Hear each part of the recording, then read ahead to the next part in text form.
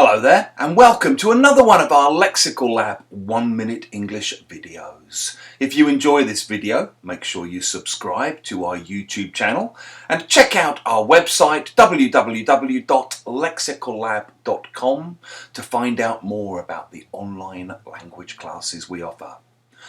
Last week in one of my classes we ended up talking about the news and which news sources we go to when we're trying to keep up with what's going on in the country or what's going on in the world, which news sources we regard as more or less trustworthy and why. And one of my students asked me which newspaper I tend to look at.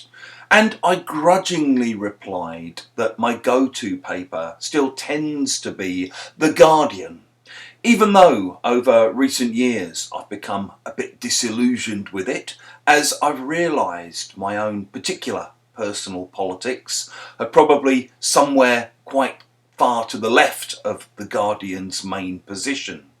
That said, it's still, I think, the best of a bad lot.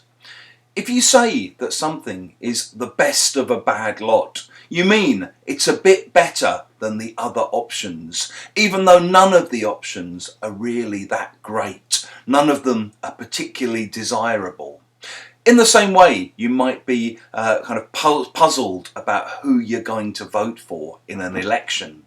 You might not really be very impressed with any of the candidates on offer to you.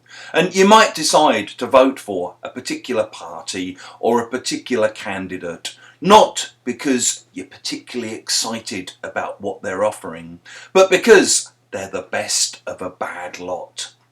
To give one more example, maybe you're looking for a new place to live and you've been to look at 15 or 20 different apartments or rooms or houses and you haven't been very impressed by any of them.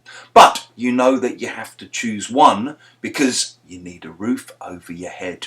So you end up picking one, and when you tell your friends about where you've decided to move, you might add, "Hey, it wasn't great, but it was the best of a bad lot. If you think this place is a bit shabby, you should have seen some of the other places we looked at. They were horrendous."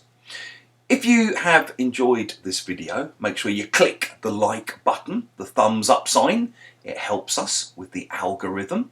Please do share it with your friends, your students and your colleagues. And in the comments section below, we'd love to see examples of how you might use the best of a bad lot.